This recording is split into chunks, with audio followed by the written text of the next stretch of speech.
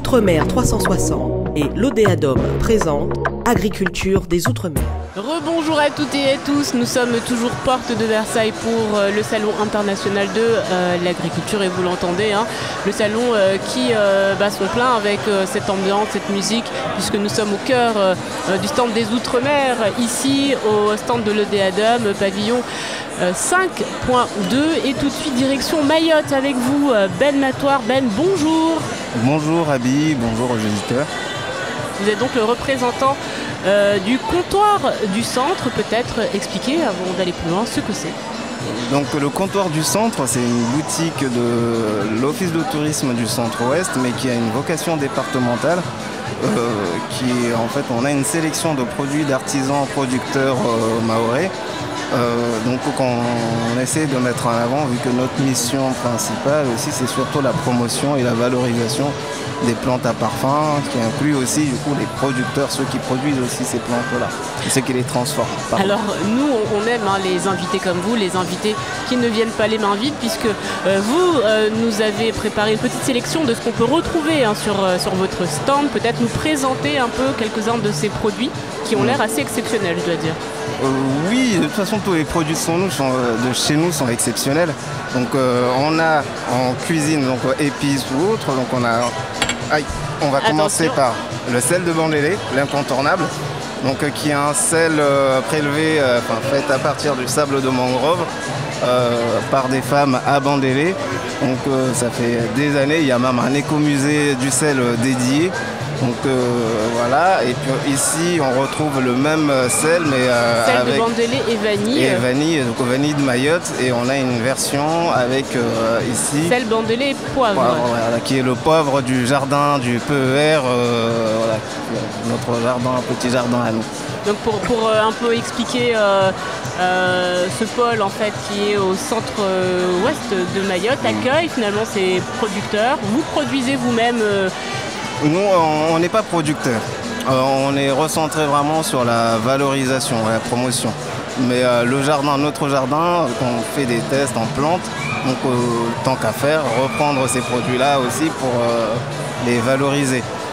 Comme je disais, le PER, c'est le comptoir du centre, c'est les plantes à parfum. Donc on retrouve ici par exemple du curcuma séché en lamelles.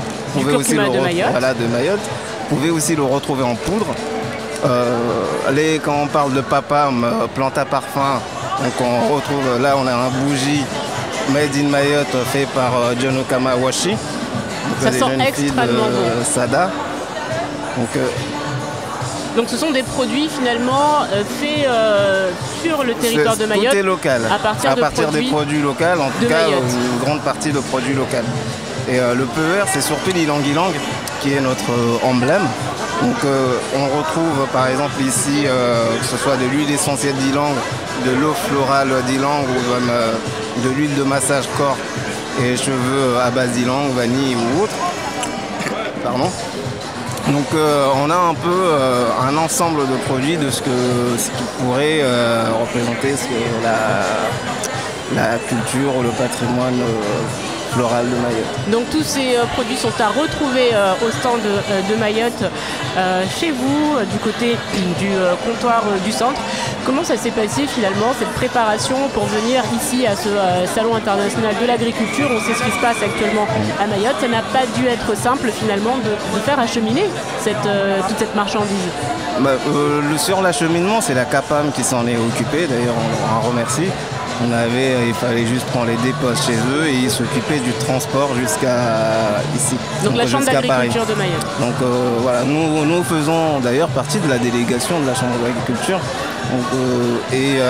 C'est le plus dur, en tout cas pour nous, pour arriver, c'était pour avoir ces produits, parce qu'il y a certains des produits, on sait que l'année prochaine, il n'y en aura pas.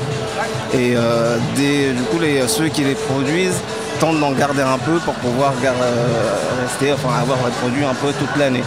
Et donc on sait que de toute façon, il y a des produits qui vont manquer sur cette année, ou en tout cas cette année-là et l'année prochaine. Donc après, il reste à voir. Mais je pense que les producteurs sont assez créatifs et inventifs pour nous sortir des produits qui seront encore plus meilleurs dans l'année. Donc ce que vous êtes en train de nous dire, c'est dépêchez-vous, il n'y en aura pas pour tout le monde en fait. Il n'y en aura pas pour tout le monde et il risque de plus en avoir. Donc oui, effectivement, il faut se dépêcher. On rigole, mais finalement la situation est assez dramatique. Vous arrivez de Mayotte, donc, où on sait, il y a eu, on le répète encore et encore, le passage du cyclone Chido, mais également de la tempête Dikeledi. Vous, au niveau du comptoir du centre, comment ça va, tout simplement? Nous, ça va. On a un bâtiment qui a tenu. Donc il y a eu quelques infiltrations d'eau, des portes un peu cassées, mais globalement, par rapport à la plupart des gens, on s'en sort plutôt bien. On n'a pas eu de grosses pertes en termes de matériel ou autre, donc ça va. Franchement, on a vu, parce que nous on a fait pas mal de terrain, aller voir les producteurs, c'est aussi les secteurs touristiques. Et de toute façon, tout ce qui revient, c'est qu'ils veulent tous repartir, ils veulent tous reconstruire. Donc par rapport à ça, on peut qu'être positif et se dire c'est pas une fatalité, c'est arrivé et maintenant il faut se relever les manches et en tout cas sur le territoire, tout le monde se relève les manches pour pouvoir avancer. Vous refonctionnez normalement du coup? Nous non, c'est très compliqué, on ne pourra pas fonctionner correctement. Jusqu'au mois dernier, on était plutôt en mode crise. On a ouvert, parce que comme je disais, on n'a pas eu des gros dégâts, donc on a ouvert nos espaces pour du coworking, pour des cellules d'accompagnement, pour des salles de réunion, parce qu'on a une salle de réunion aussi, donner la possibilité aux gens de pouvoir faire des réunions, des rencontres. Donc on a accueilli quasiment tous les ministres qui sont venus, parce que ça permettait justement d'accueillir les gens en toute sécurité.